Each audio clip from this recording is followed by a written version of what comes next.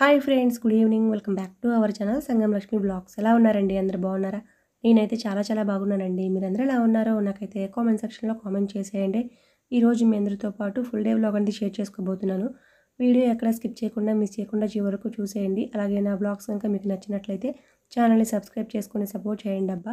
చాలా రోజులు అవుతుందండి వీడియో పోస్ట్ చేసి, దాదాపు 2 వీక్స్ అవుతుందన్నమాట. ఈ 20 డేస్ నుంచి కూడా మొబైల్ పట్టుకోవడమే కుదరట్లేదండి. సో అత్తయ్యకి హెల్త్ ప్రాబ్లం వచ్చిందనమాట. అత్తయ్య గారు కొంచెం రికవరీ అయితే మళ్ళీ కంటిన్యూ చేయొచ్చులే అని చెప్పేసి ఇంకా ఇంట్లో పనులే చక్కబెట్టుకుంటూ ఉన్నానన్నమాట. అంటే ఏంటంటే అత్తయ్య నాకు కొంచెం హెల్ప్ చేస్తారండి. నేను కొంచెం పని చేసుకున్న తర్వాత మిగిలిన కొంత పని ఉందనుకోండి, అత్తయ్య కొంచెం కర్రీ చూసుకోమని కానీ, ఇంట్లో చిన్న చిన్న పనులు ఉంటాయి కదా, అవి కొంచెం అత్తయ్యకి అప్పచెప్తానమాట. అంటే మార్నింగ్ పిల్లల సెక్షన్ అంతా నేనే చేసేస్తానండి.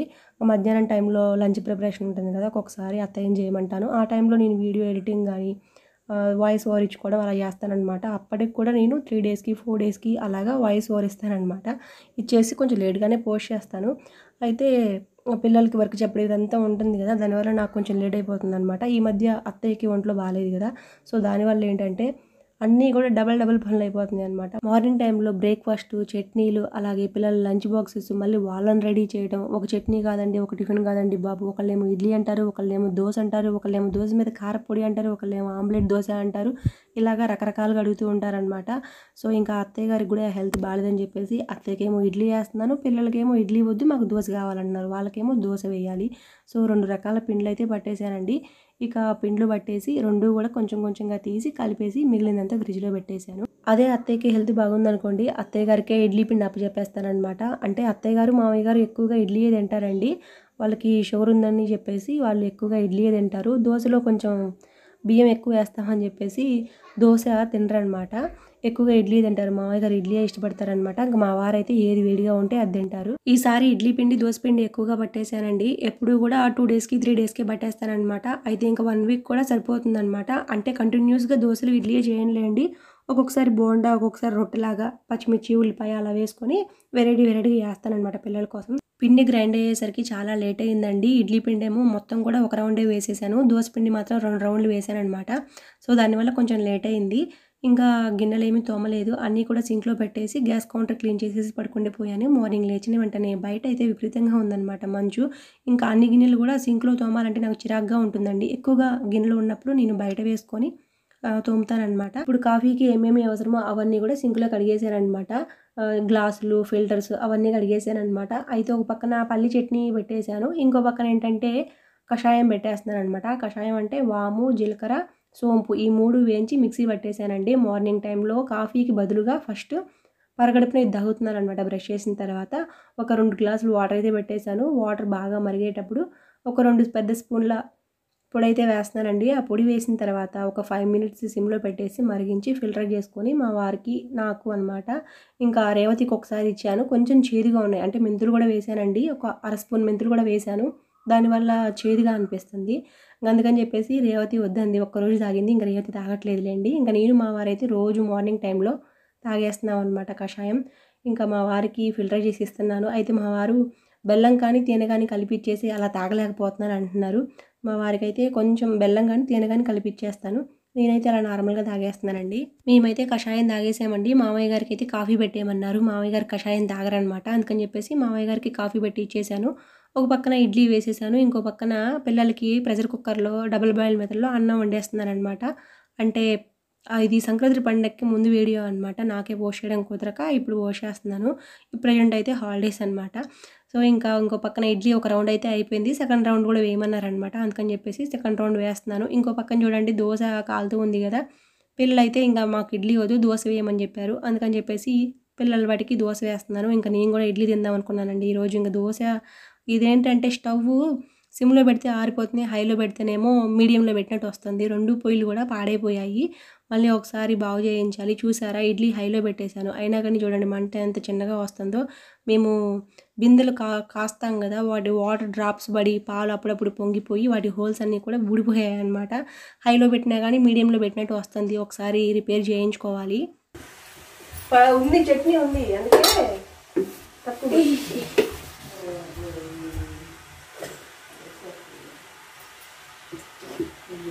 అందుకే తక్కువ దోశ రాదు.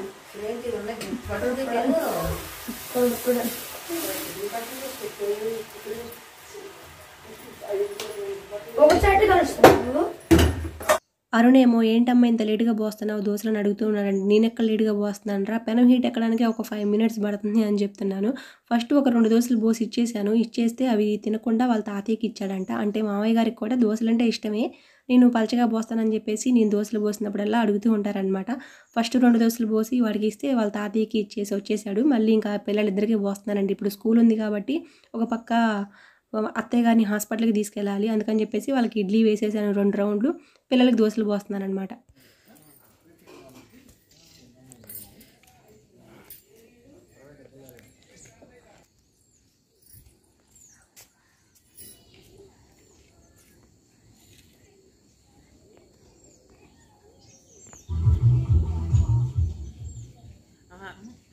ఇద్దరేగా కూర్చుంది, అది టిక్కిలైతే వేడికి పాడైపోతాడు టిఫిన్.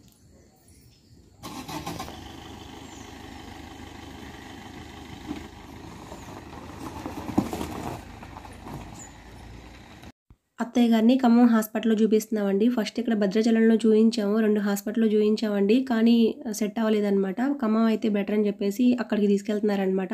ఇంకా బస్సులో అయితే కూర్చోలేనని చెప్తే కారు మాట్లాడారు. కారులో తీసుకెళ్తున్నారనమాట మామయ్య గారు, మా వారు ఇద్దరు కలిసి తీసుకెళ్తున్నారు.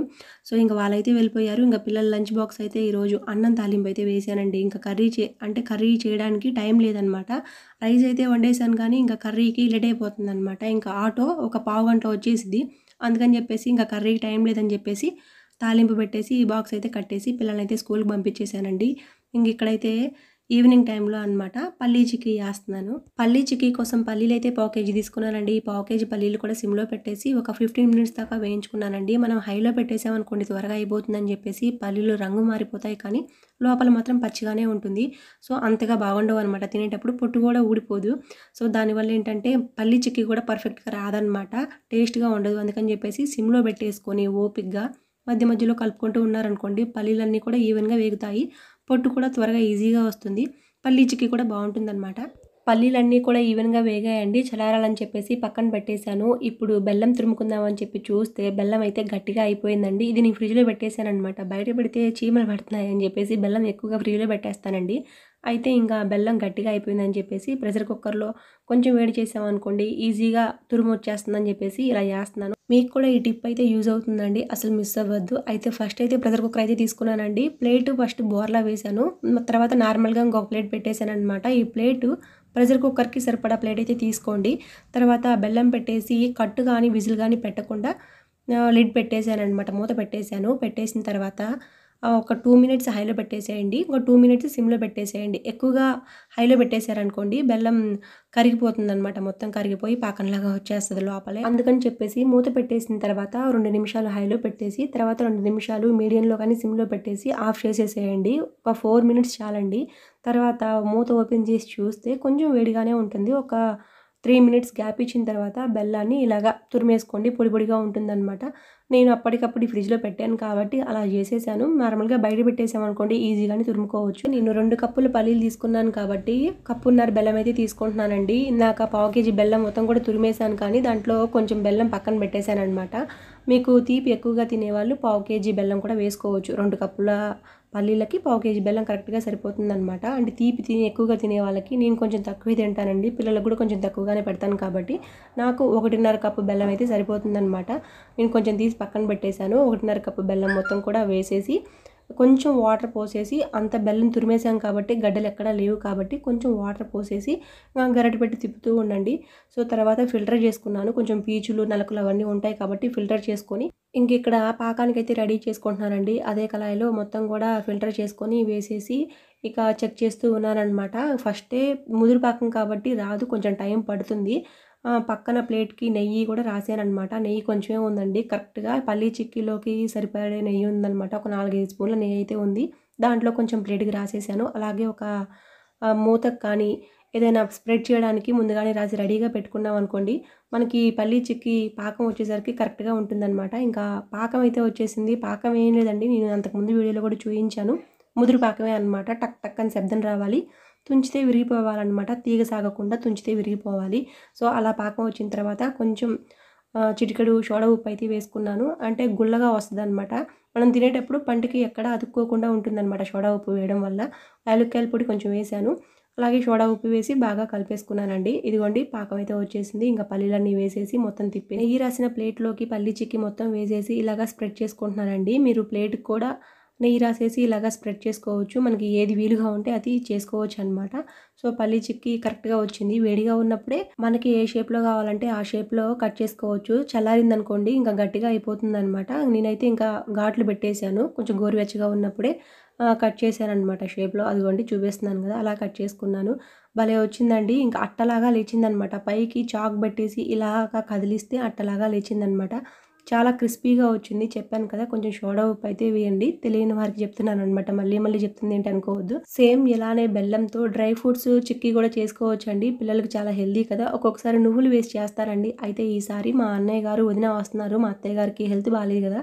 చూడటానికి వస్తున్నారు. వాళ్ళకి నువ్వులు వేస్తే తినరండి.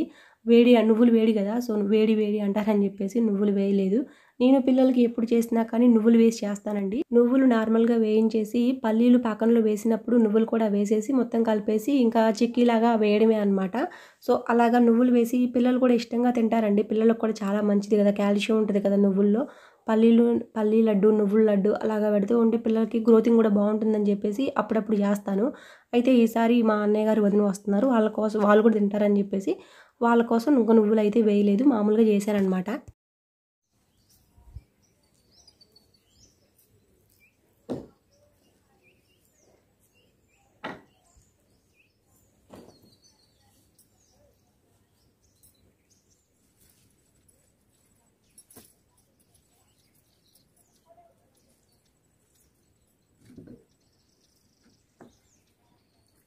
నిన్న బట్టలు ఉతకడం చాలా లేట్ అయిందండి. మార్నింగ్ టైంలో నానబెట్టేసాను గానీ, ఇంకా వేరే పని పట్టడం వల్ల లేట్ అయిపోయిందనమాట. ఇంకా ఈవినింగ్ టైంలో ఉతికి ఆరేసాను.